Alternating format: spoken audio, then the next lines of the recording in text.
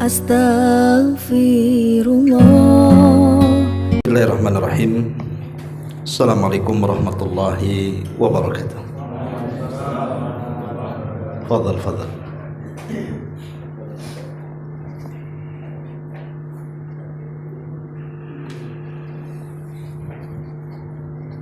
Terbawa aja. Alhamdulillah wassalatu wassalamu ala rasulillah wa ala alihi wa sahbihi wa mawalah wa la hawla wa la quwata illa billahi wa ba'du.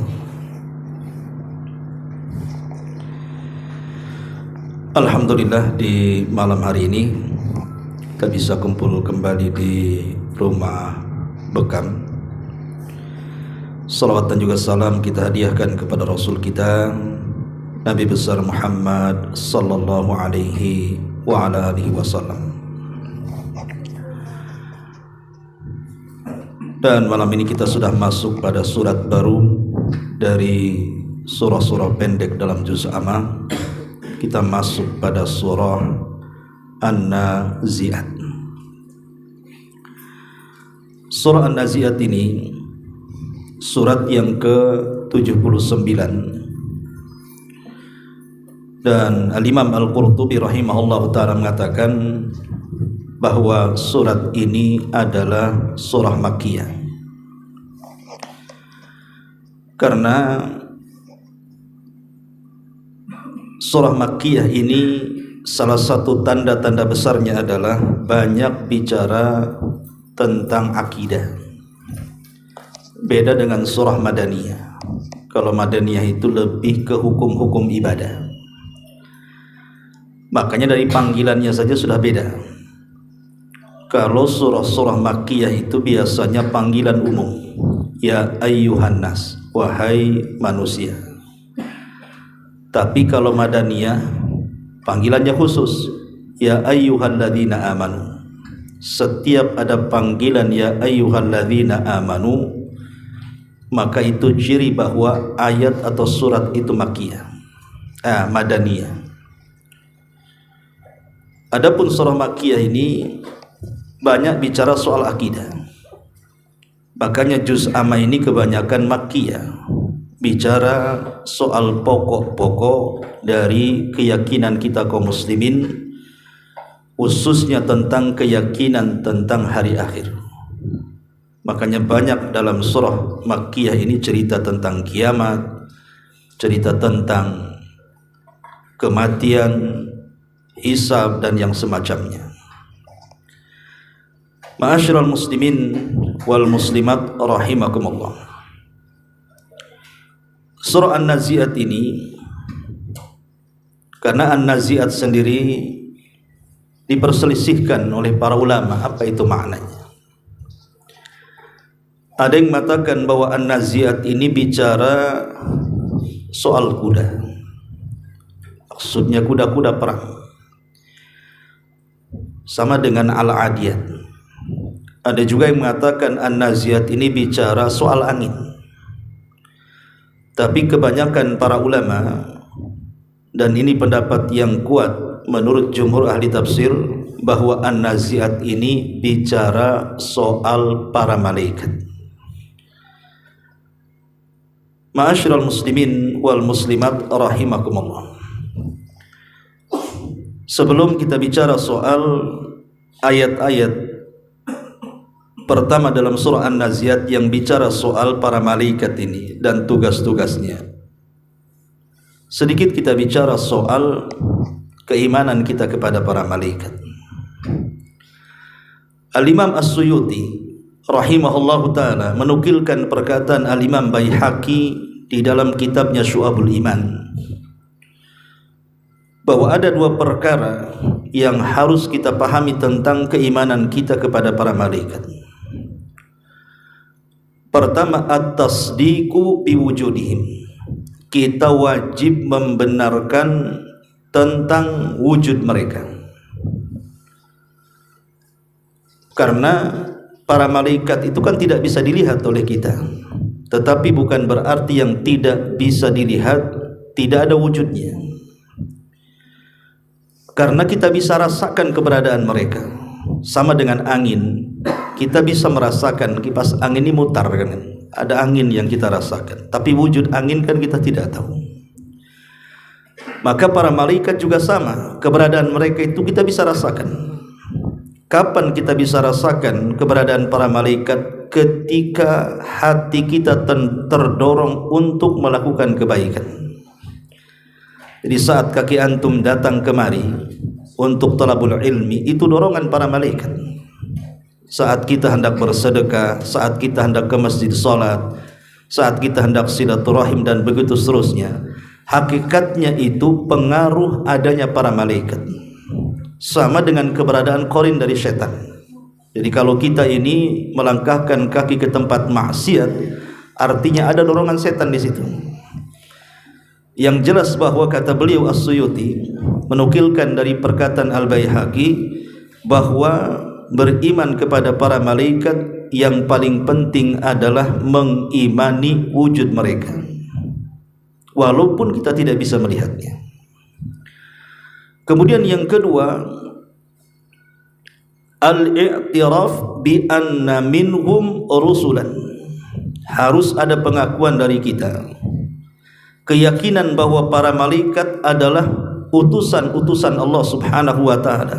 Jadi Allah mengutus malaikat itu kepada siapa yang dikehendaki Allah dari hamba-hambanya. Terkadang para malaikat mengutus kepada para nabi, seperti kisah yang ma'ruf bagaimana Nabi Ibrahim alaihi salatu wassalam didatangi oleh 3 tamu, tiga-tiganya para malaikat, ketika hendak menghabar gembirakan bahwa Ibrahim akan memiliki putra Ishak dan akan memiliki cucu Yakub, dan menghabarkan bahwa dia akan mengadab kaum Sodom, kaumnya Lut yang merupakan keponakan Ibrahim. Atau ketika mendatangi Maryam, ketika Maryam hendak buang hajat, tiba-tiba kemudian dihadang oleh Jibril dalam bentuk manusia yang tampan. Atau saat Nabi SAW setelah perang Khandaq didatangi oleh malaikat Jibril dalam bentuk Dihyatul Kalbi, pemuda yang paling tampan dari kalangan sahabat Muhajirin. Jadi terkadang Allah utus para malaikat kepada para utusannya, atau diutus kepada para sahabat. Bahkan para malaikat sendiri bukan hanya khusus kepada mereka, terkadang diutus kepada kita juga. Secara khusus malaikat Jibril turun setiap malam Lailatul Qadar. Makanya Allah mengatakan tanazzalul malaikatu waruh. Ruh di sini artinya Jibril. Turun kepada kita, diutus kepada kita untuk memuliakan malam Lailatul Qadar. Inilah 2 perkara kata beliau yang perlu diimani tentang adanya para malaikat. Dan juga kita tahu bahwa nama-nama malaikat ini ada yang Allah Subhanahu wa ta'ala beritahu kepada kita siapa namanya. Tapi kebanyakan malaikat tidak tahu namanya. Baik kita tahu namanya atau tidak tahu namanya, tetap kita harus beriman. Contoh umpamanya kitab-kitab langit yang kita kenal namanya hanya 5: Suhuf, kemudian Taurat, kemudian Zabur, kemudian Injil, kemudian Quran. Bukan berarti kemudian kitab-kitab langit hanya terbatas 5 ini, tidak. Bahkan banyak diberikan kepada para nabi dan rasul. Lah, para malaikat juga sama, ada yang nama-namanya diberitahu, seperti Jibril, itu yang paling banyak disebutkan namanya dalam Quran. Kemudian juga Mikail, kemudian Israfil, kemudian malaikat Malik disebutkan di dalam Al-Quran. Kemudian malaikat Ridwan disebutkan dalam hadis Nabi SAW. Kemudian Munkar dan Nakir, kemudian Harut dan Marut, kemudian Malakul Maut. Adapun Israel itu penamaan Israiliyat. Kita umat Islam cukup menamakan Malakul Maut, tidak perlu kita katakan Israel, karena Israel ini penamaan Israiliyat. Ataupun Hamalatul Arsh, pemikul arsh, ataupun Malakul Jibal yang ketika Nabi SAW diusir dari Taif, datang Jibril dengan 2 malaikat gunung, Malakul Jibal namanya, yang kemudian Jibril mengatakan kepada Rasul, wahai Muhammad, di kiri kananku ada 2 malaikat jibal, perintahkan dia untuk membanting gunung kepada penduduk Taif. Ataupun Zabaniyah. Lah ini nama-nama yang jelas ya dari nama-nama para malaikat. Tetapi sebagian besar malaikat itu tidak tahu namanya. Kita katakan mereka para malaikat. Seperti Rasul ketika masuk melihat Baitul Ma'mur. Setiap hari 70.000 malaikat berkeliling bertawaf dalam 1 hari 1 malam, kemudian keluar dan tidak pernah kembali, berjumlah 70.000. Kemudian besoknya datang malaikat yang baru dengan jumlah yang sama. Kemudian 1 hari 1 malam mereka tawaf, kemudian pergi dan tak pernah kembali, dan begitu seterusnya. Sehingga kita tahu bahwa para malaikat itu tidak ada yang tahu jumlahnya kecuali Allah Subhanahu wa taala. Sebagaimana Allah mengatakan, "Wa ma ya'lamu junuda rabbika illahu." Tidak ada yang tahu jumlah tentara-tentara Allah dari kalangan para malaikat kecuali Allah Subhanahu wa taala. Tetapi yang harus antum pahami bahwa para malaikat itu ada hubung kait yang sangat erat dengan kita, dan itu dimulai saat peristiwa Adam alaihi salatu wassalam diciptakan. Jadi saat Adam alaihi salatu wassalam diciptakan, para malaikat ini sudah membicarakan bahwa akan ada makhluk yang diciptakan. Bahkan sempat kemudian mengatakan di hadapan Allah Subhanahu wa taala, apakah engkau akan menciptakan makhluk yang akan merusak di bumi dan menumpahkan darah? Tapi Allah Subhanahu wa taala menegaskan bahwa inni a'lamu ma la ta'lamun. Aku lebih paham tentang ciptaanku daripada kalian. Maka diciptakanlah Adam. Setelah Adam diciptakan, kemudian Allah Subhanahu wa taala mengatakan di dalam Al-Qur'anul Karim, wa nafakhtu fihi min ruhi faqa'u lahu sajidin. Semata-mata aku tiupkan ruh kepada Adam, maka kalian wahai para malaikat harus sujud kepada Adam. Sudah saya katakan bahwa sujudnya para malaikat kepada Adam bukan sujud ibadah, karena tidak boleh sujud kecuali kepada Allah. Maksudnya sujud di sini artinya sujud penghormatan. Ada satu pendapat seperti itu. Pendapat yang lain mengatakan maksudnya sujud di sini artinya Adam dijadikan kiblat oleh para malaikat. Jadi malaikat bukan sujud kepada Adam karena sujud ibadah, tidak. Malaikat menjadikan kiblat, sama ketika kita sujud menghadap Ka'bah. Kan Ka'bah itu kiblat kita. Bukan berarti kita menyembah Ka'bah, tidak. Hanya sekedar dijadikan kiblat saja.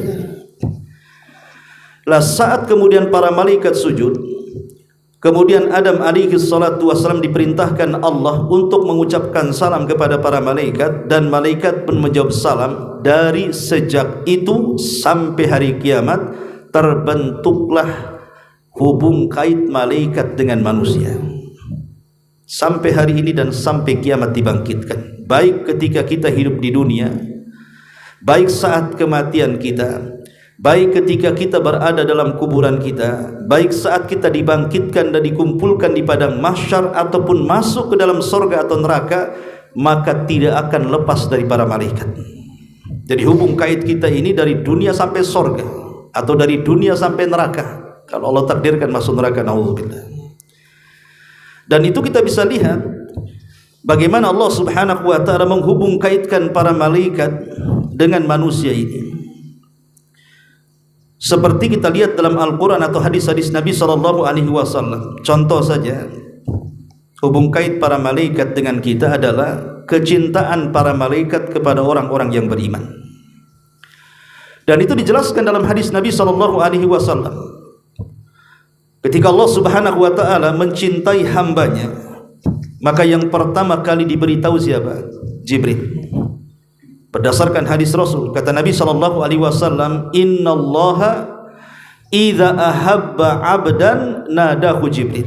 Allah itu kalau suka dengan seorang hamba, maka yang pertama kali dipanggil siapa? Jibril.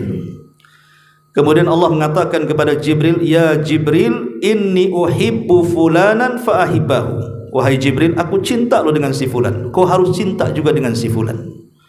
fa ahabbahu Jibril, maka Jibril pun ikut cinta orang yang Allah cintai. Cukup sampai di sini? Tidak. Jibril mengundang para malaikat yang lainnya, kemudian mengumpulkan seluruh malaikat di alam semesta dan mengatakan, ya malaikatallah, innallaha ahabba fulanan fa'ahibbuhu. Wahai malaikat-malaikat Allah, dimanapun kalian berada, Allah sudah suka dengan si fulan, kalian semua harus cinta dengan si fulan. Maka semua para malaikat cinta dengan orang yang Allah cintai. Ketika semua para malaikat cinta dengan orang yang Allah cintai, Allah tanamkan kecintaan penduduk bumi kepada orang yang Allah cintai.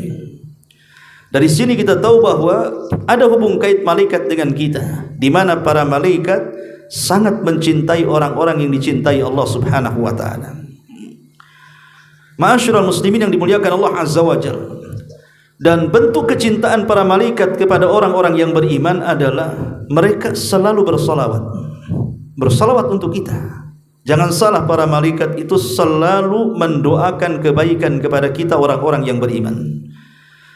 Dan itu disebutkan dalam surah Al-Ahzab ayat 43. Apa kata Allah? Huwallazi yusalli alaikum wa malaikatuhu liyukhrijukum minadh-dhulumati ilan nur, liyukhrijakum minadh-dhulumati ilan nur.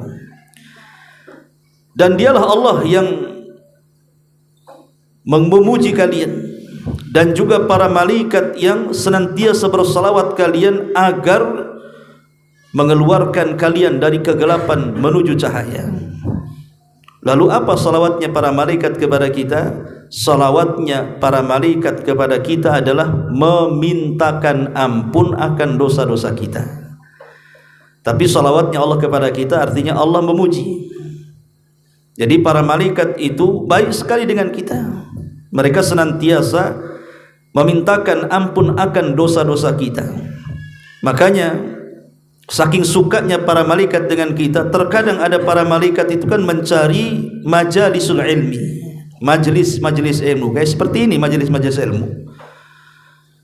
Sebagaimana Rasul mengatakan, dan itu disebutkan dalam hadis yang dikeluarkan Bukhari Muslim dari hadis Abu Hurairah radhiyallahu anhu. Rasul mengatakan, inna lillahi malaikatun, sesungguhnya Allah itu punya para malaikat, yatufuna fit turki, mereka berjalan ke sana kemari, yaltamisuna ahla dzikri, mencari orang-orang yang berzikir kepada Allah Subhanahu wa taala. Maksudnya ahla dzikri artinya majalisudz dzikri, majelis-majelis yang isinya mengingat Allah. Dan Al-Imam An-Nawawi rahimahullahu taala ketika memberikan catatan kepada ayat ala bi dzikrillahi tatmainnul qulub, ingatlah dengan zikir kepada Allah Subhanahu wa taala hati kalian tenang. Maksudnya zikir di sini ta'limul halal wal haram, majlis yang di dalamnya diajarkan, dikenalkan ini halal, ini haram. Lah itulah majlis ilmu namanya. Kemudian kata Nabi SAW, fa idza wajadu qauman, kalau para malaikat ini sudah mendapati sebuah kaum, yadhkurunallaha, yang mereka berzikir kepada Allah Subhanahu wa taala, tunadu, maka masing-masing mereka saling memanggil, halummu ila hajatikum, kemarilah wahai para malaikat, berkumpul di sini. Jadi satu malaikat memanggil malaikat yang lainnya untuk berkumpul di atas orang-orang yang sedang bermajlis ilmu.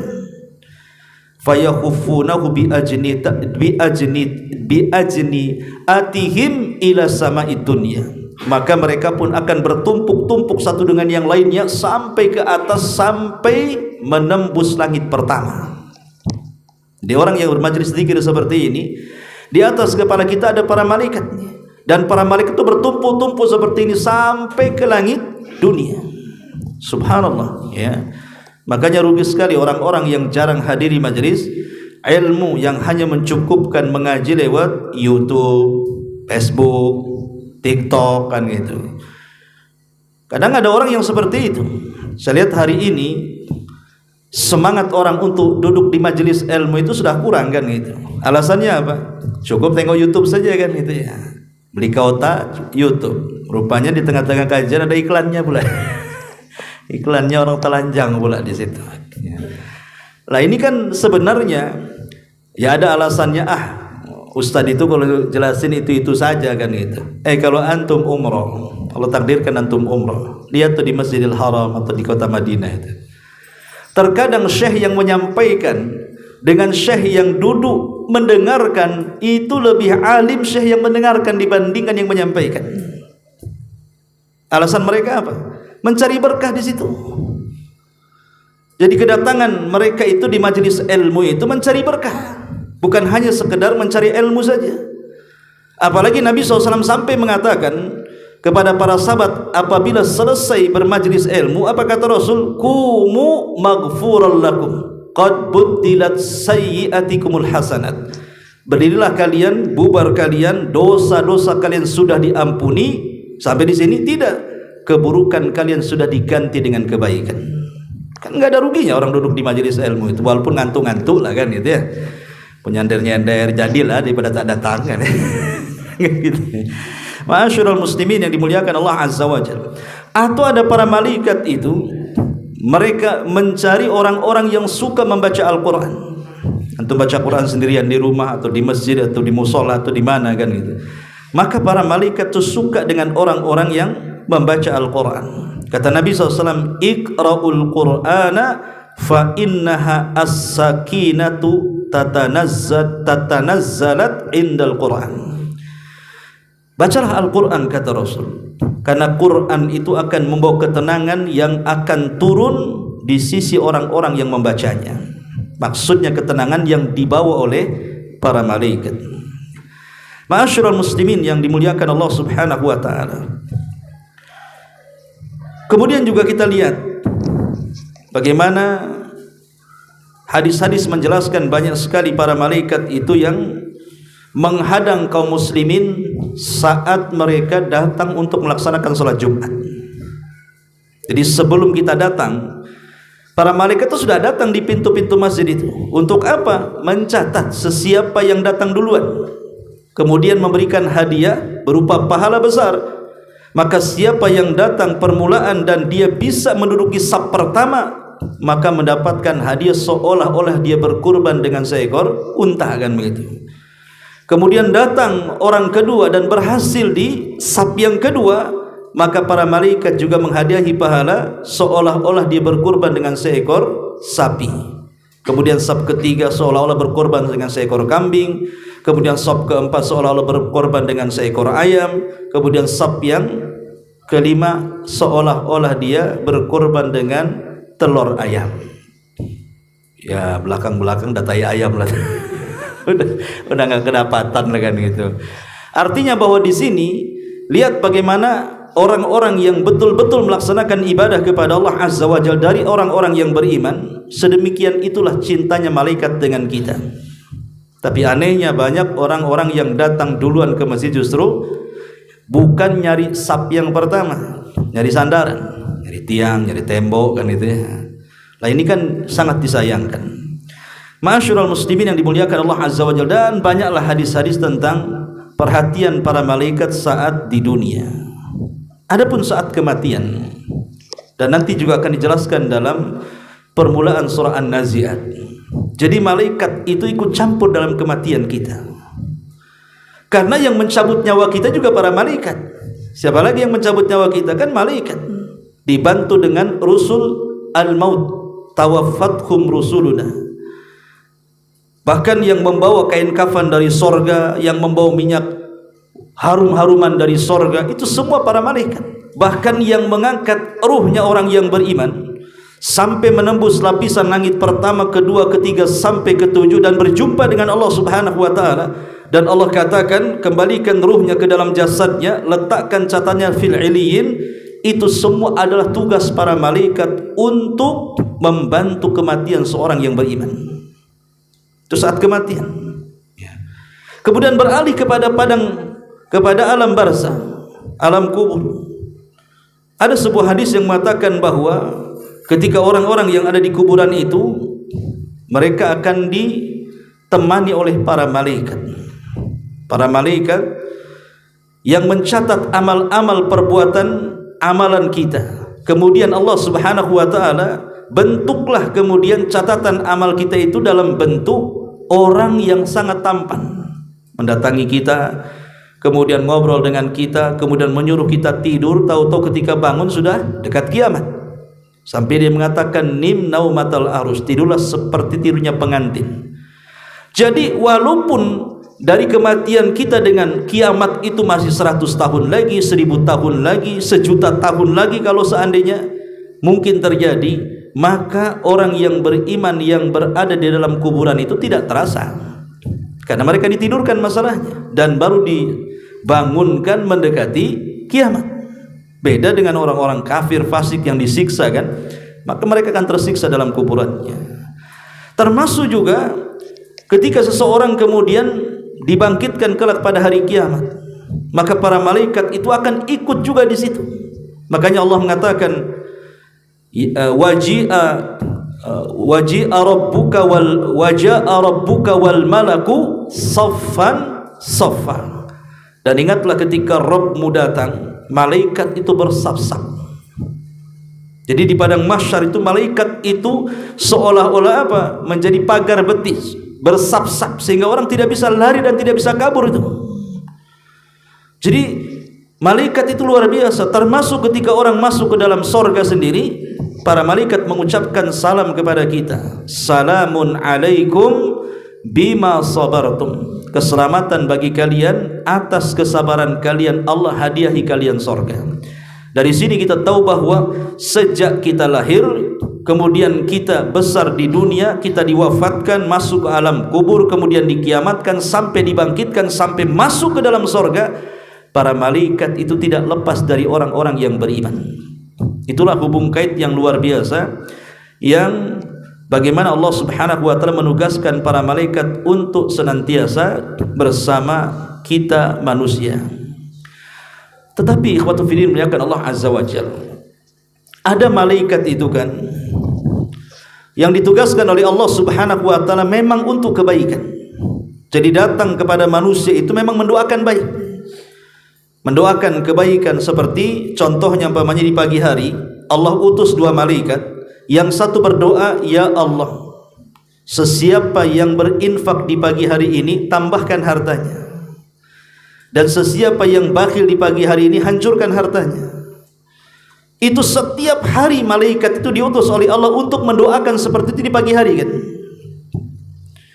Bahkan sesiapa yang kemudian kita melakukan amal soleh seperti menziarahi saudaranya entah di mana, dalam rangka lillah, karena Allah ya, bukan karena bisnis, bukan karena ada kepentingan dunia, enggak, memang dia menziarahi itu karena Allah Subhanahu wa taala, maka Allah akan mengutus malaikat untuk mengikuti orang ini.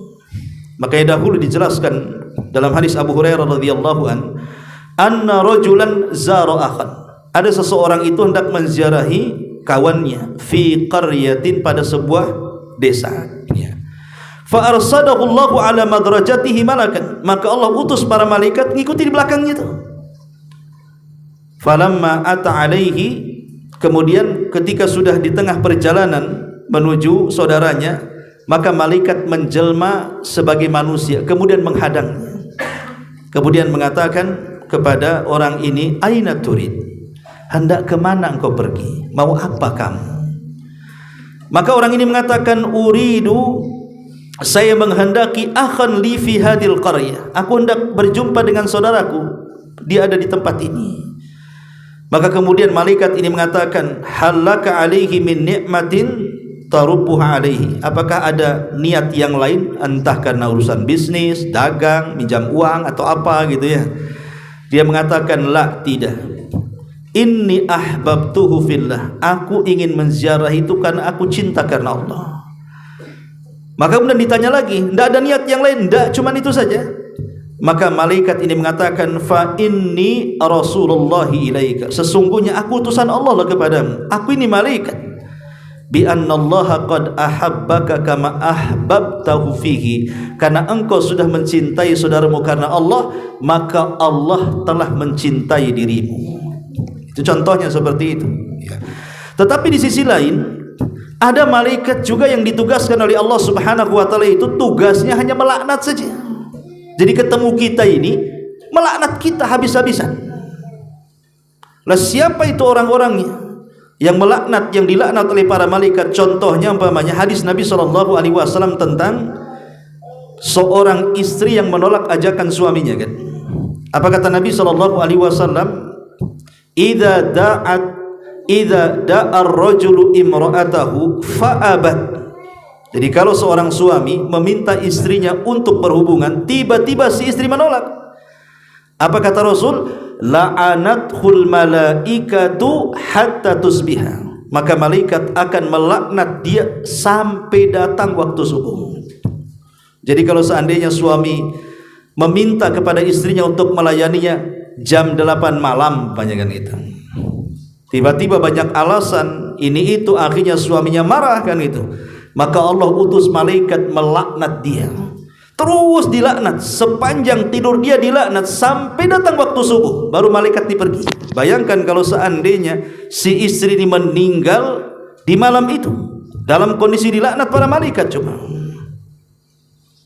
Ustadz, sekarang yang menolak bukan saya, suami saya. Ustadz, apa suami saya dilaknat juga tuh?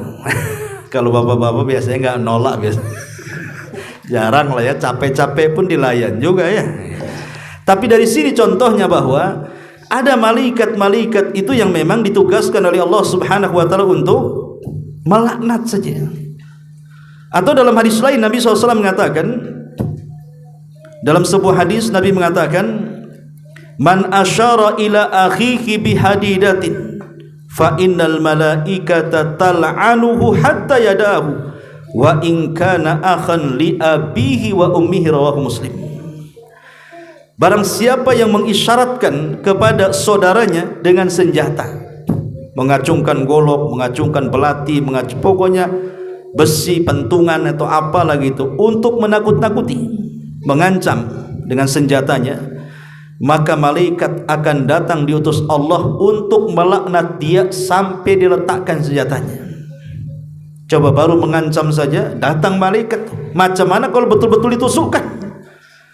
Kalau betul-betul dipentungkan begitu pentungannya, baru mengisyaratkan saja untuk menakut-nakuti saudaranya, walaupun itu saudara sebapak atau seibu, kata Nabi, maka Allah akan utus malaikat melaknat dia sampai diletakkan senjatanya.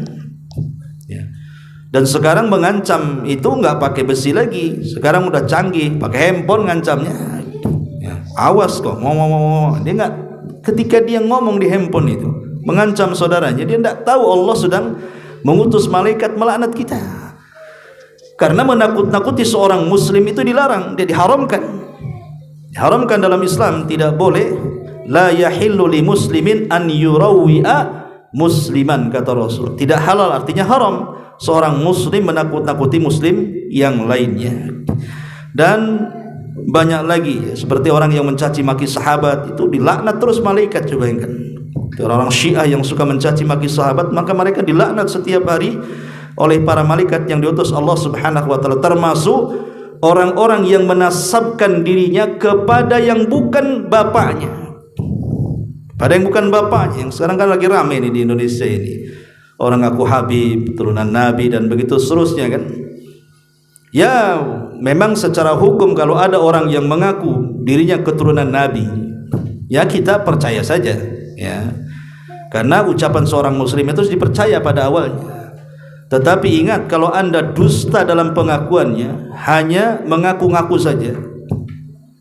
Karena saya baru kedatangan tamu, ada Syekh Abdullah dari Yaman, kebetulan lagi buat daurah di Jabal Uhud 2 minggu ya. Beliau cerita tentang jual beli nasab itu di Hadraul Maut. Jadi di Hadraul Maut itu ada jual beli nasab, ikhwan. Antum kalau ingin masuk nasabnya sampai ke Rasulullah, sediakan uang, beli nasab aja di sana. Antum bisa jadi Habib antum. Karena Masya Allah ya, karena di Indonesia ini mungkin karena kurangnya ilmu pengetahuan, ya kurangnya akidah, ya kurangnya, ya mungkin karena tidak pernah duduk di majelis ilmu atau mungkin jarang belajar, terkadang masyarakat kita ini mudah saja kemudian ditipu. Contoh saja umpamanya banyaknya kuburan-kuburan palsu. Kan banyak sekarang ini kan kuburan-kuburan palsu itu. Kadang-kadang nggak ada isinya kuburan itu. Hanya kemudian diceritai khurafat, kemudian dibuat serem-serem kuburannya kan itu, kemudian dibuat cerita ini kuburannya ulama anu, Habib anu, dan begitu seterusnya. Akhirnya lambat laun dengan berjalannya tahun, mungkin generasi awal tidak datang ke kuburan itu, tapi generasi kedua ketiga kan nggak tahu ceritanya. Karena lihat awal terjadinya kesyirikan ikhwan di zaman Nabi Nuh alaihi salatu wassalam itu bukan dilakukan di generasi pertama. Generasi pertama itu hanya membuat patung saja, tidak menyembah dia. Tapi setelah generasi pembuat patung ini tiba-tiba meninggal, datang generasi kedua, kemudian diperbanyaklah berhala-berhala tersebut, kemudian hilang generasi kedua, datang generasi ketiga, tidak tahu maksud kakek buyutnya. Akhirnya terjadilah kesyirikan pertama di dunia, menyembah patung di zaman kaum Nuh, sampai Allah katakan dalam Al-Quran, la tadarunna wa la tadarunna waddan wa la suwa'an wa la yaghutha wa ya'uqa wa nasra, ya. Sampai mereka mengatakan jangan tinggalkan sesembahan Wad, Ya'uq, Ya'ghus. Itu kan nama-nama berhala di zaman Nabi Nuh itu kan. Jadi terkadang memang target mereka itu untuk ke depan, jangka panjang bukan jangka pendek kan itu. Mungkin pada awalnya diingkari. Sebuah berita dusta itu kalau diputar diulang-ulang, lama-lama ada yang membenarkan loh kawan. Ya kan? Mungkin awalnya berita itu hoax, tapi kalau berita itu asli diulang-ulang terus, lama-lama ada juga yang membenarkan. Itulah syaitan di situ. Ma'asyiral muslimin yang dimuliakan Allah Subhanahu wa taala. Ya, adapun tentang kematian para malaikat, menurut jumhur ulama mengatakan bahwa mereka juga sama dengan kita manusia dan jin, mereka bisa mati. Dan itu berdasarkan firman Allah Subhanahu wa taala, "Wa la tad'u ma Allah ilahan akhar la ilaha illahu kullu syai'in halik illa wajah." Segala sesuatu akan binasa kecuali wajah Allah Subhanahu wa ta'ala. Dari sini para malaikat pun mengalami kematian. Ada juga yang berpendapat lain seperti Imam Ibnu Hazm rahimahullahu ta'ala, mereka mengatakan bahwa malaikat itu tidak mati. Mereka adalah makhluk yang dikecualikan oleh Allah Subhanahu wa ta'ala berdasarkan firman Allah, wa nufikha fis suri wa sa'iqa man fis samawati wa man fil ard illa ma sya Allah. Dan ketika tiupan sangkakala ditiupkan, maka semua yang ada di langit dan bumi mereka terkejut, kemudian mati, kecuali makhluk yang Allah kehendaki untuk tidak mati. Al-Imam Ibnu Hazm mengatakan maksudnya kecuali makhluk yang Allah kehendaki, di antaranya para malaikat. Mereka tidak diwafatkan saat kiamat. Tetapi pendapat yang kuat adalah pendapat jumhurul ulama, mayoritas para ulama, bahwa para malaikat juga mengalami kematian saat kiamat. Ya, wallahu a'lam. Baik, kita akan masuk tafsirnya. Ya. Allah Subhanahu wa taala berfirman dalam Al-Qur'an, wan nazi'ati gharqa. Demi malaikat-malaikat yang mencabut nyawa dengan keras. Gharqa itu dengan dahsyat, dengan syiddah, dengan keras. Ya. Kemudian Allah Subhanahu wa taala mengatakan wan nasyitati nashta. Demi malaikat-malaikat yang mencabut nyawa dengan lembut. Dua ayat ini menceritakan tentang kematian mukmin dan kematian kafir. Kita pernah membahas tentang hadis yang panjang sekali dari hadis sahabat Bara ibn Azib tentang kematian seorang yang beriman dan tentang kematian orang-orang kafir. Adapun kematian orang-orang yang beriman, dalam hadis yang panjang Bara bin Azib radhiyallahu anhu itu mengatakan, "Tsumma yaji'u malakul mauti hatta yajlisa inda ra'sihi." Ketika malaikat maut mendatangi orang yang akan dicabut nyawanya, kemudian duduk di samping kepalanya. Kenapa duduk di samping kepala? Karena ruh itu keluar dari mulut. Ruh orang itu saat kematian keluar dari mulutnya. Makanya setiap ruh itu keluar dari mulut, itu mata mengikutinya. Kita lihat orang yang mati itu umumnya melotot, karena ruhnya mengikuti ruhnya. Mata itu mengikuti ruhnya, makanya melotot. Kata Rasul, disunnahkan untuk ditutup supaya tidak menakutkan. Apa yang terjadi? Fayaqul, maka malaikat maut, karena yang dicabut ruhnya orang baik, maka panggilan juga sangat lembut. Ya ayyatuhan nafsul at-thayyibah. Dalam ayat di dalam Al-Qur'an, ya ayyatuhan nafsul mutmainnah ukhruji ila maghfirati minallahi wa ridwan. Wahai jiwa yang baik, wahai jiwa yang tenang, keluarlah kepada ampunan dan keridhaan Allah Subhanahu wa taala. Lihat kata Rasul, fatakhruju tasilu kama tasilul qatrah min fi siqai. Maka ruh itu akan keluar seperti tetesan terakhir yang keluar dari mulut teko. Ya, sering saya contohkan kalau seandainya ini teko, ya. Ini kan banyak airnya nih, ya. Kalau banyak air kita buka tutupnya kemudian kita tuangkan, tentu deras dia keluarnya karena masih banyak airnya. Tapi kalau tinggal satu tetes di sini, kemudian kita tuangkan seperti ini, tentu tidak akan deras. Dia akan berjalan pelan-pelan, terus berjalan sampai terakhir menggantung di mulut teko baru netes. Lah ruhnya seorang mukmin itu seperti itu saat dicabut, pelan, seperti tetesan yang terakhir yang keluar dari mulut teko, kata Rasul. Kan pelan tuh jalannya, pelan tapi pasti. Saking lembutnya malaikat saat mencabut ruhnya seorang mukmin itu dengan panggilan yang sangat indah, wahai jiwa yang baik. Walaupun demikian, tetap saja yang namanya kematian itu pasti ada sakaratnya, ada rasa sakit yang tidak ada yang tahu kecuali Allah. Hatta Nabi Shallallahu Alaihi Wasallam sendiri merasakan sakit kan saat kematiannya. Rasul mengatakan apa? Ala wa inna lil mauti la sakarat. Duhai kiranya dalam kematian ini ada sakaratnya, katanya. Ada perasaan yang sakit luar biasa. Sampai Ali Bassam rahimahullahu ta'ala dalam syarah kitab Bulughul Maram dia mengatakan, apa hikmahnya seorang mukmin saat kematian itu mengalami sakit? Kata beliau, boleh jadi rasa sakit yang dialami seorang mukmin saat detik akhir kematiannya, boleh jadi rasa sakit itu untuk menggugurkan dosa yang terakhir yang ada di badannya. Boleh jadi itu hikmahnya, ya. Kenapa seorang mukmin merasakan sakit? Kenapa orang-orang kafir juga merasakan sakit? Lah apa bedanya? Ya. Bedanya sakit yang dialami seorang mukmin itu ujian bagi dia, dan setiap ujian itu salah satu hikmahnya menggugurkan dosa. Boleh jadi rasa sakit itu menggugurkan dosa-dosa akhir dia. Tapi ingat, rasa sakitnya orang-orang kafir, orang fasik, orang fajir, boleh jadi itu awal azab yang Allah timpakan saat kematiannya. Belum lagi azab kubur yang menunggunya, belum lagi azab neraka yang menunggunya. Naudzubillah. Ya. Ma'asyiral muslimin yang dimuliakan Allah Subhanahu wa taala. Tetapi itulah yang disebut dengan wan nasyitati nashtah. Jadi nashta itu artinya dicabut dengan lembut, ya. Tapi an-nazi'ati gharqa, wan-nazi'ati gharqa. Gharqa di sini artinya malaikat maut saat mencabut ruhnya orang kafir.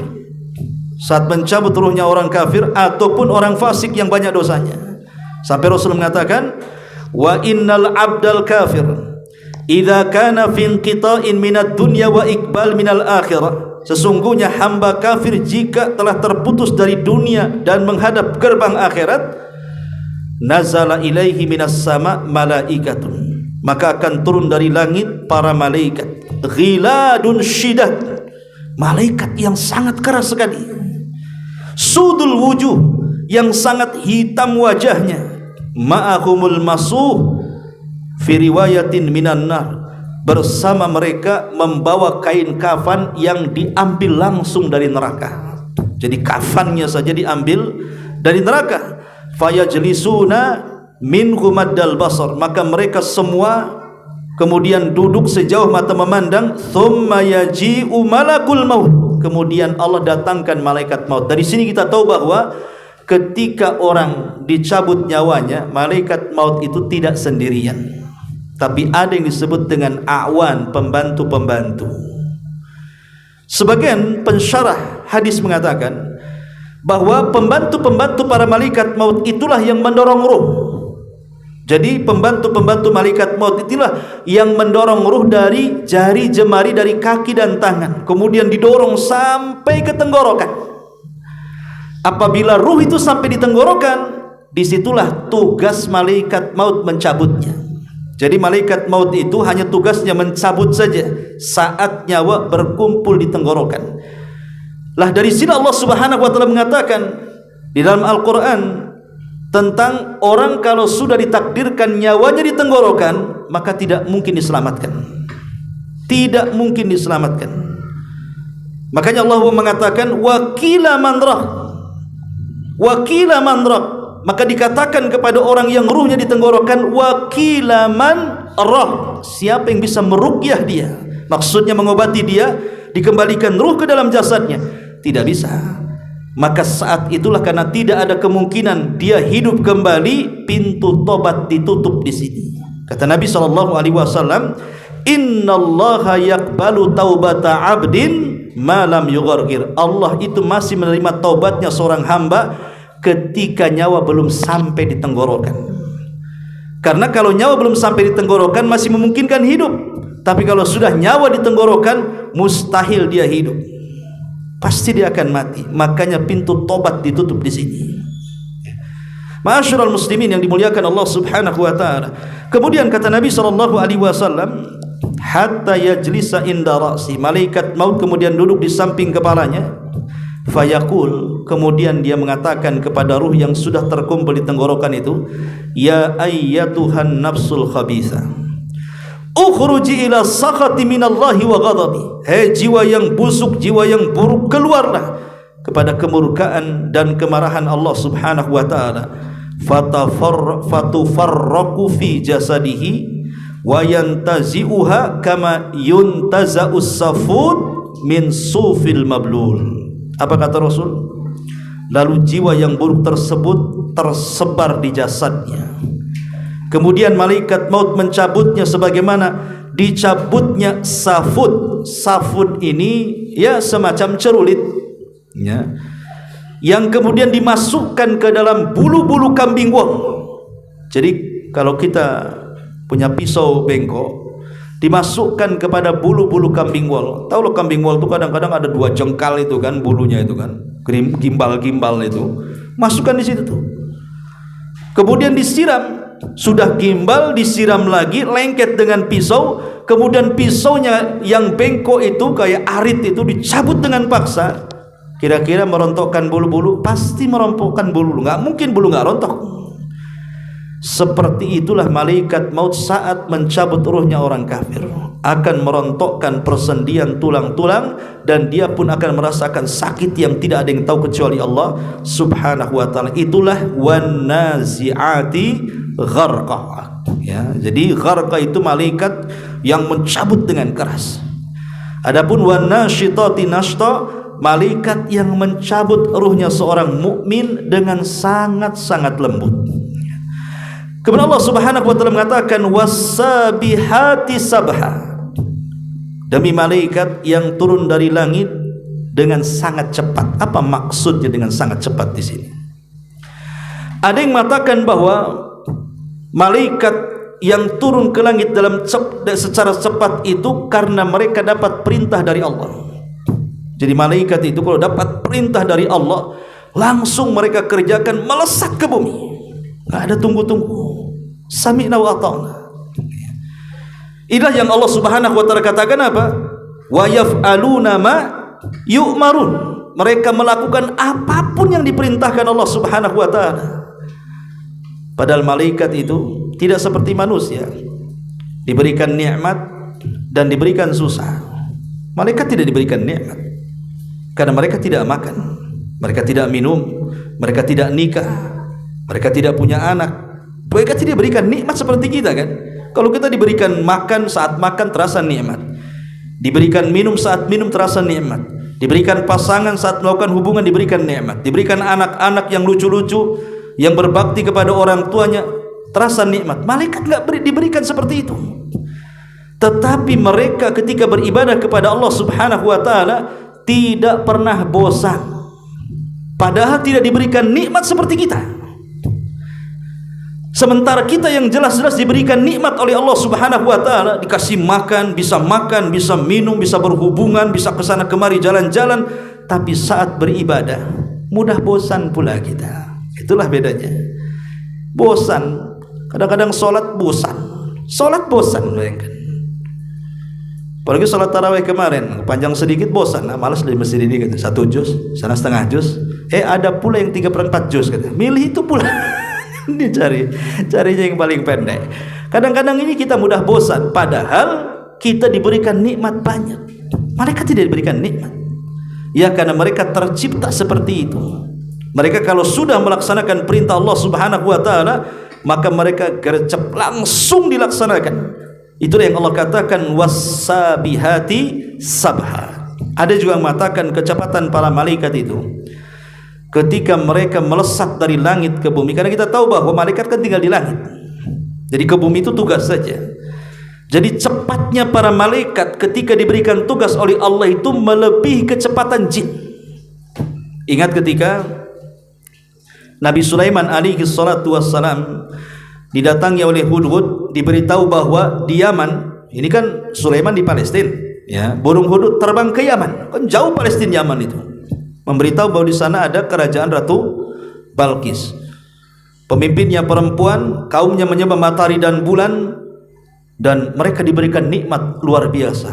Akhirnya Sulaiman pun menulis surat untuk supaya ratu itu masuk Islam. Kemudian Sulaiman mengatakan kepada orang-orang di bawahnya, siapa yang bisa memindahkan istana Balkis kemari, katanya. Apa yang terjadi? Qala ifritun minal jin, berkata ifrit dari kalangan jin. Ifrit itu di bawahnya iblis. Ifrit itu, ya. Ana atika qabla an taquma mim maqamika.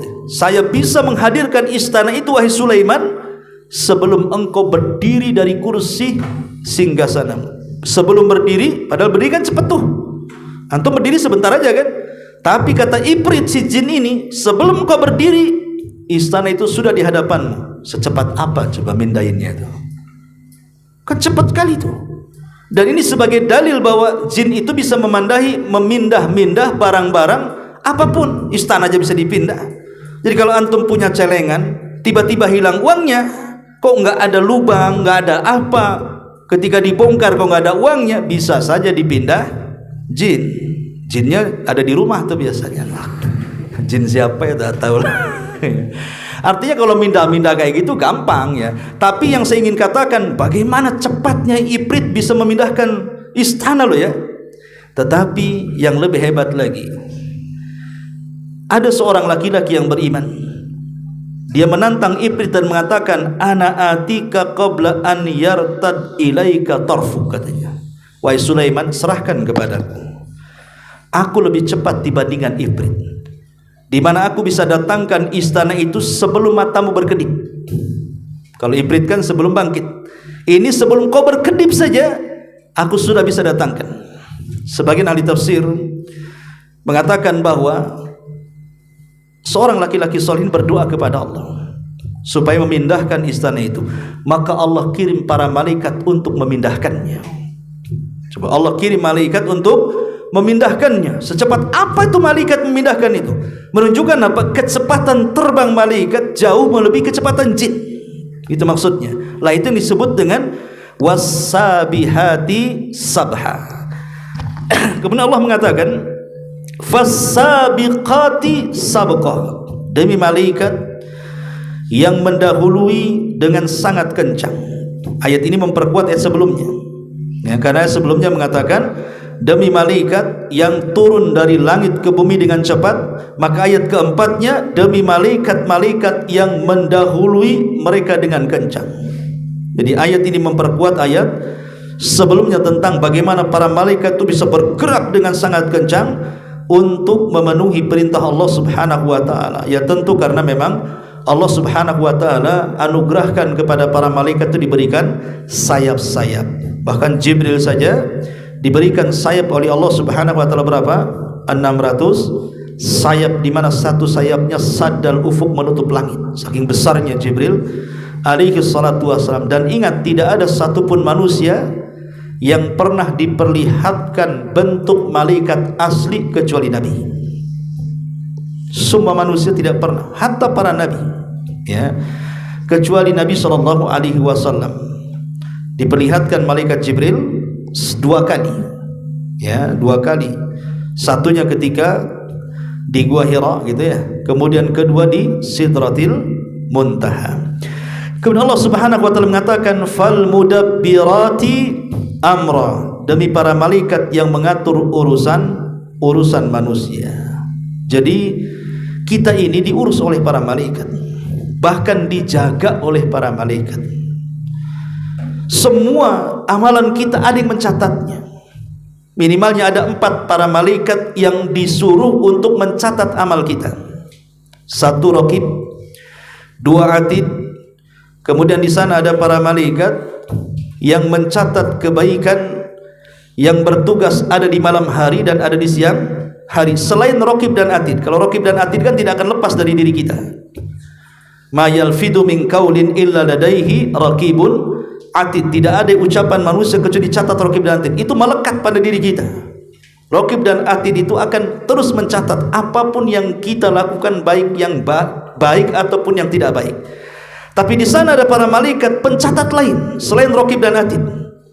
Dan itu disebutkan dalam hadis Nabi sallallahu alaihi wasallam. Kata Nabi sallallahu alaihi wasallam, sesungguhnya ada para malaikat itu yang ditugaskan di siang hari dan di malam hari. Wa yajtami'una fi salatil asri wa salatil fajri, dan mereka berjumpa di 2 salat, salat asar dan salat fajar. Jadi kalau ditugaskan di malam hari untuk mencatat amal kita, maka mereka turun di waktu orang yang sedang salat asar. Jadi saat manusia sedang salat asar, mereka turun mencatat amal kebaikan kita sampai waktu subuh. Malam hari itu kita berbuat apa saja dicatat sama dia. Antum tahajud, antum witir, antum baca Quran, antum silaturahim, antum sedekah dan begitu seterusnya, dicatat sampai subuh. Kemudian ketika manusia sedang sholat subuh, malaikat ini naik. Kemudian dalam waktu yang sama turun malaikat yang mencatat kebaikan di siang hari. Makanya 2 sholat ini memiliki 2 pahala. Sholat asar 2 pahala dan subuh 2 pahala. Kenapa? Karena dicatat 2 malaikat, malaikat malam dan malaikat siang. Adapun solat yang lain dicatat oleh 1 malaikat saja. Makanya kenapa 2 solat ini sangat-sangat luar biasa keistimewaannya. Sampai Rasul mengatakan, man hafadhu ala baradaini dakhalal jannah. Siapa yang menjaga 2 solat ini, kujamin dia masuk surga. Ulama tafsir mengatakan maksudnya solat asar dan solat subuh. Makanya keduanya disebut solat wusta, ya. Jadi malaikat itu ada yang diutus oleh Allah untuk mengurus urusan kita. Pemanya ada orang yang kesulitan, Allah utus malaikat mudahkan orang ini. Ada orang yang lagi stres gitu ya, diutus malaikat tenangkan orang ini. Ada orang mau kecelakaan ini, udah di depannya ada truk gitu ya, tiba-tiba tidak jadi kecelakaan, berhasil dia. Siapa yang menyelamatkan dia? Allah utus malaikat menyelamatkannya. Antum tidur, di mana saja antum tidur, tidak ada semut masuk hidung, masuk telinga, masuk lubang. Kenapa? Padahal kalau kita di teras ini kan banyak semut, tapi kalau kita tidur tidak ada semut dekat-dekat kita itu. Sampai pagi tidak ada semut masuk telinga. Siapa yang menjaga? Malaikat.